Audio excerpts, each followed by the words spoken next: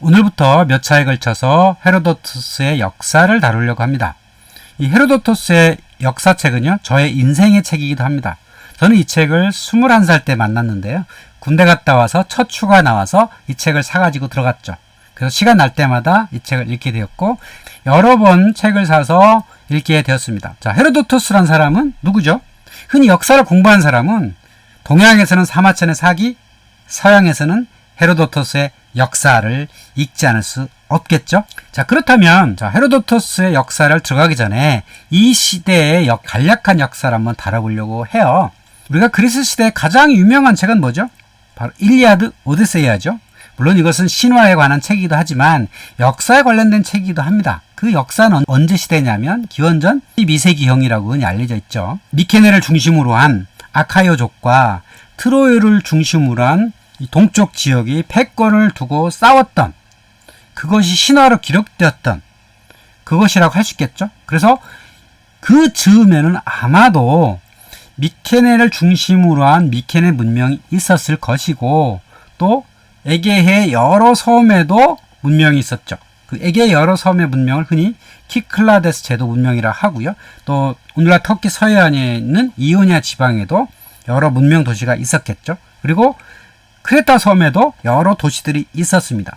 일리아드를 읽어보면 아카이어족의 여러 도시들이 연합해서 수백 척의 함선을 모아서 트로이를 공격했던 그런 이야기가 등장을 합니다. 그러니까 기원전 12세기경에 이곳에 상당히 많은 도시국가들이 있었겠구나라고 추측할 수 있겠죠.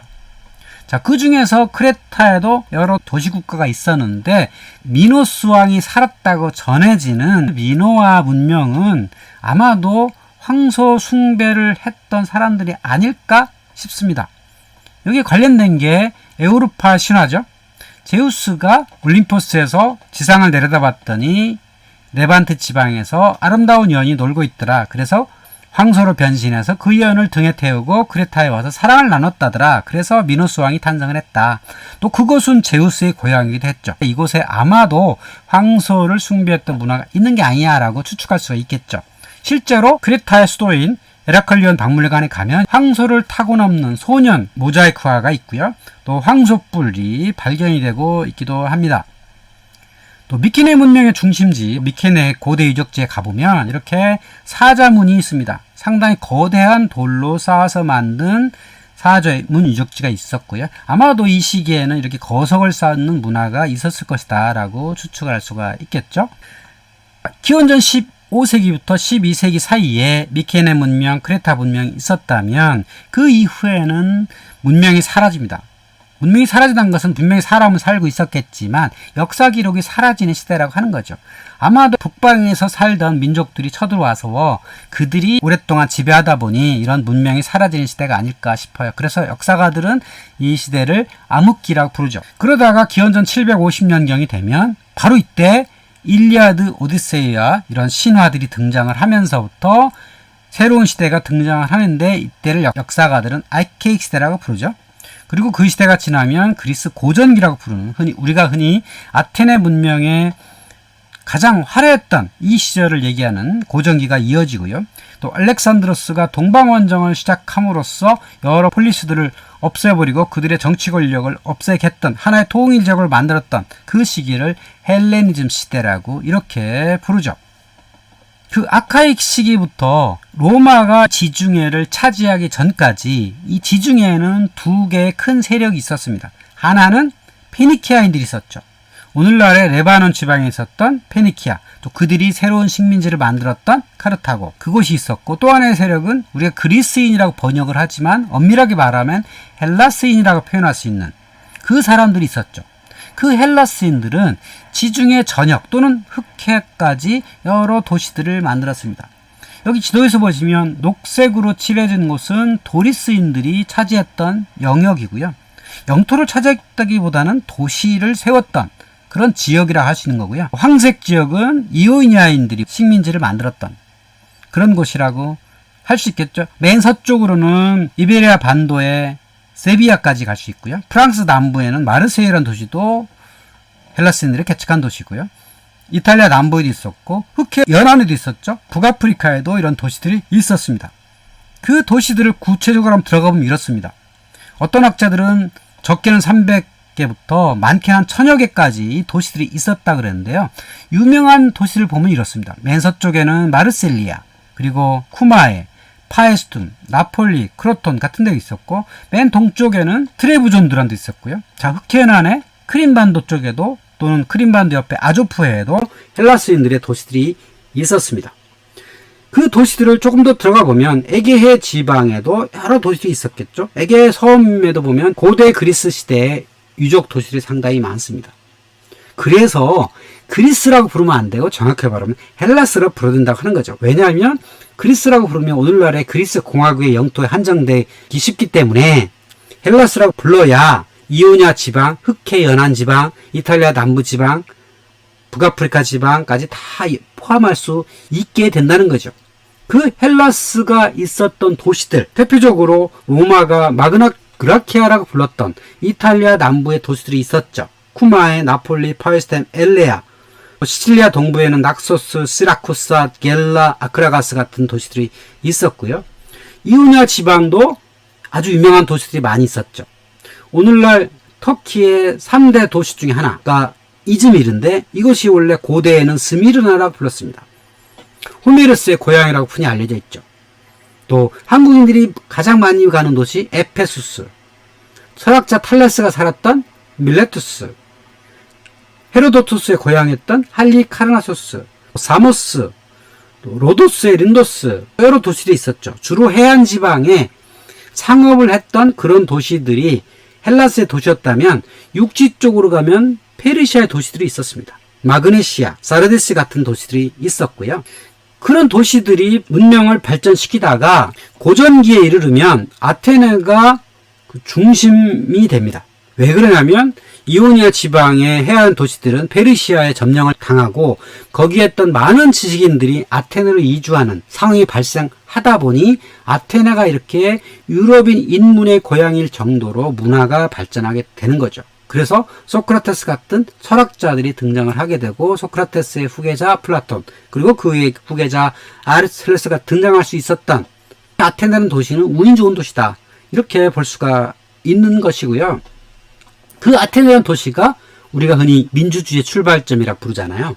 물론 오늘날의 민주주의는 상당히 다르지만 절대 권력자가 없고 시민들이 모여서 권력을 형성했던 그런 민주주의였다는 거죠. 자, 그 시민이란 것은 20살 이상의 일정 정도의 재산을 가진 남성들이 시민이었고 이들이 모여서 민회를 만들었고 민회에서 의사결정을 했고 거기서 좀 더 세밀한 의사결정을 위해서 500인 평의회를 만들고 또 전쟁터에 나가기 위해서 10명의 스트라테고스라고 하는 장군들을 뽑아서 그 장군들이 유사시에 사령관 역할을 하게 했던 그곳이 아테네 민주주의였다고 하는 거죠.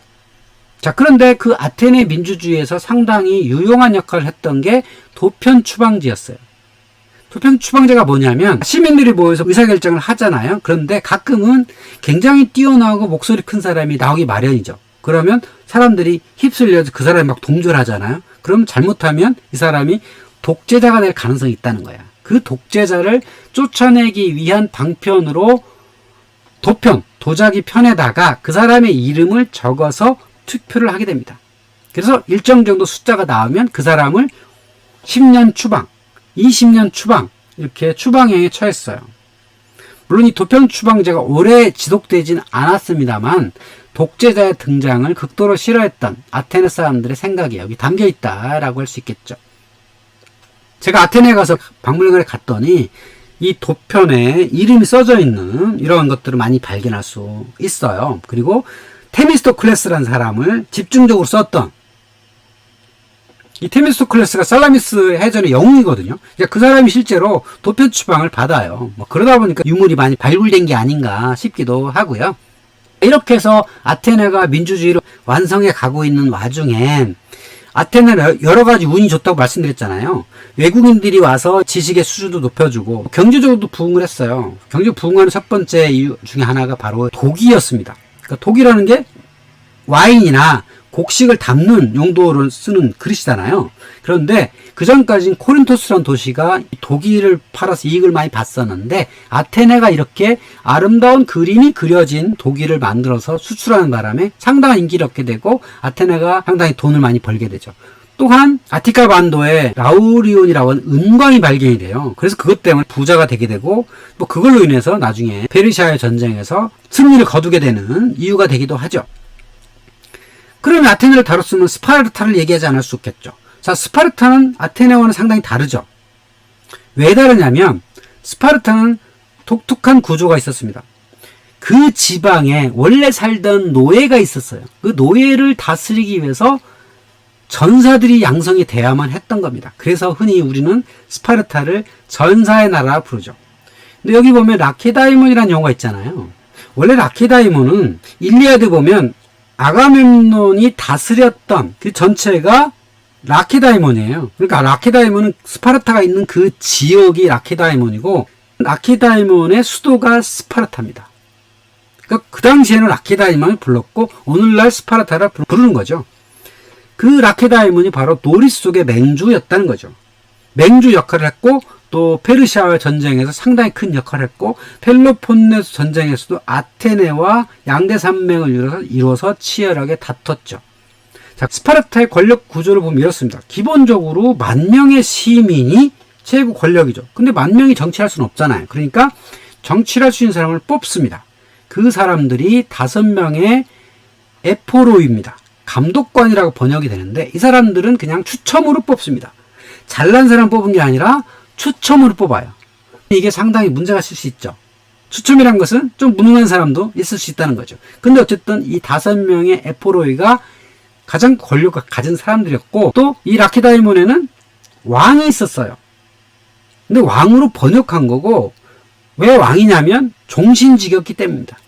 그러니까 이 제도를 기원전 7세기경에 리크르고스가 설계를 했다고 하는데 원래 예로부터 내려온 왕들이 있었어요. 그 왕가와의 타협에 의해서 왕가를 유지시켜 주되 이 사람은 권력은 없어요. 그런데 왜 왕이냐면 종신직이라는 거죠. 그리고 왕의 역할은 전쟁에 나갔을 때 사령관 역할입니다. 그리고 왜 2명이냐? 한 명이 사망을 할 수도 있고 한 명이 전쟁에 나갔을 때 한 명은 본국을 다스리는 이런 역할을 하기 위해서 2명의 왕의 존재라고 있었다고 하는 거죠. 그리고 아테네에도 물론 노예가 있었지만 스파르타의 노예는 아테네에 비해서 훨씬 더 많았습니다. 그러니까 시민의 10배 이상이 되는 노예가 있었다는 거죠.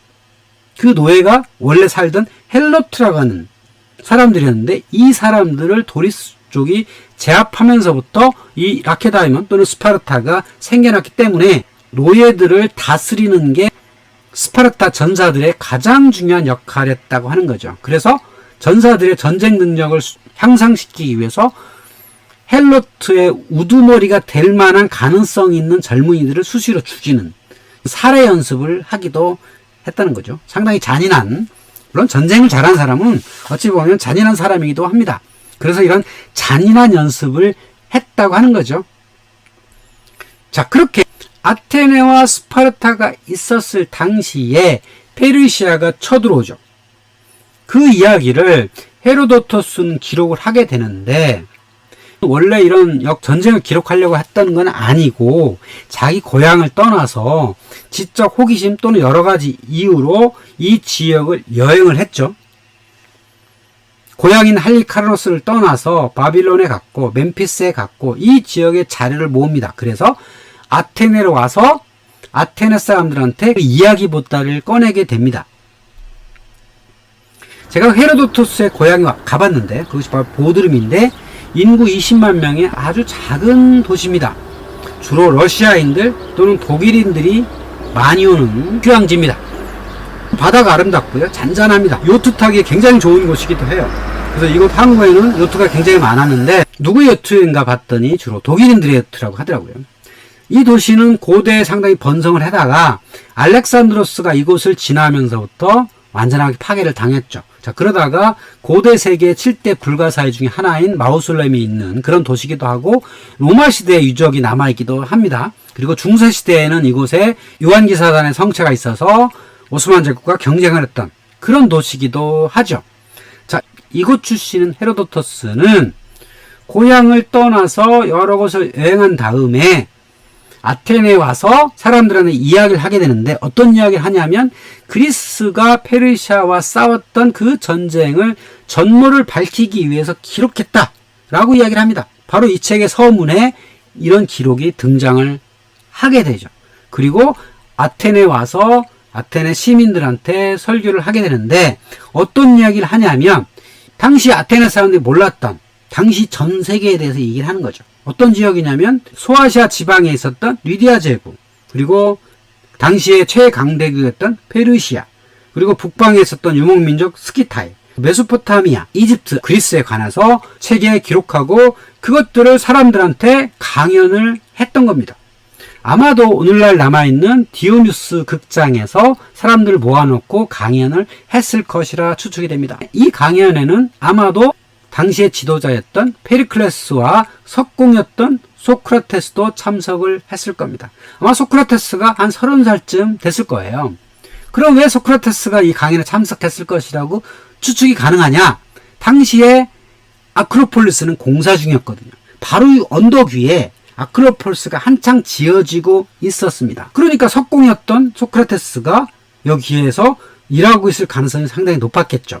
그리고 물론 시민이었으니까 가끔은 이 강연에 와서 참석했을 것이다 라고 추측할 수 있겠죠. 당시 아크로폴리스는 이렇게 공사 중이었고 당시 아테네는 최전성기를 누리고 있었던 그 시대였다고 하는 거죠.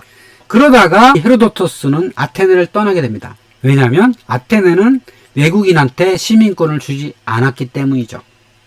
그래서 헤로도토스는 이탈리아 남부에 있는 트리라고 하는 신도시에 가서 여생을 보내게 되죠. 아마도 그곳에서 책으로 만들어져서 그것이 로마 제국의 발견이 되고 로마 제국 사람들한테 엄청나게 많이 읽혔고, 그래서 키케로가 헤로도토스는 역사의 아버지다 라고 이야기할 수 있었던 게 아닐까 싶습니다.